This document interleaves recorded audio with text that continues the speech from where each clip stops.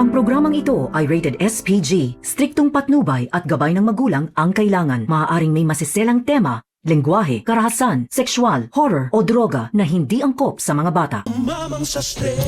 Mukhang walang katapusan ng kalokohan ng demonyitang si Janine.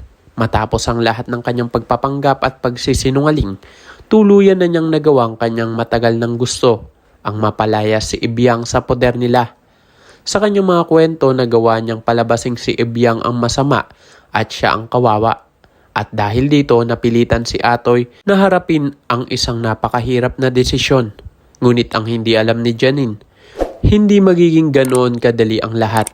Samantala, habang abala si Janine sa kanyang tagumpay, unti-unti namang kinakain ng konsensya si Audrey dahil naaalala niya ang lahat ng nangyari at alam niyang malaki ang naging bahagi niya sa pagpapaalis kay Ebyang.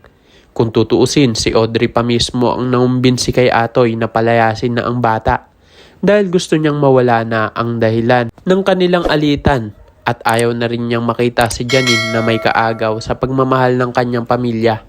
Pero habang lumilipas ang mga araw, napansin ni Audrey ang isang bagay. Hindi masaya si Atoy. Sa halip, kitang-kita sa kanyang matinding pangungulila kay Ebyang dahil hindi na maikakaila na napamahal na talaga sa kanya ang bata. Dahil dito, mapagtatanto ni Audrey na baka panahon na para itama nila ang kanilang pagkakamali. Kaya naman magkakasundo silang hanapin ang tunay na mga magulang ni Ebyang.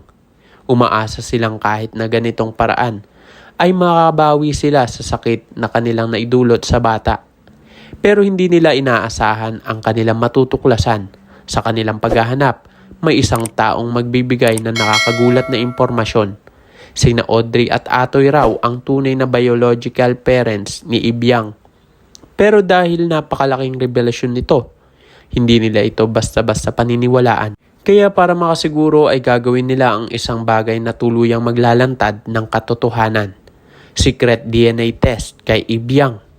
At nang lumabas ang resulta, positibo. Sila nga ang tunay na magulang ni Ebyang. Pero paano kung malaman ito ni Janine? Ano kaya magiging reaksyon niya kapag malaman niyang ang batang pilit niyang pinapaalis ay siya palang tunay na anak ng mga taong gusto niyang mapasa kanya ng buo?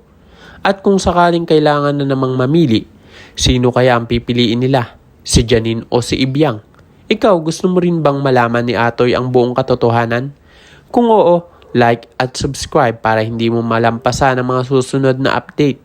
At sabihin mo rin sa comment section ang iyong mga hula at saloobin. Maraming salamat sa iyong panonood.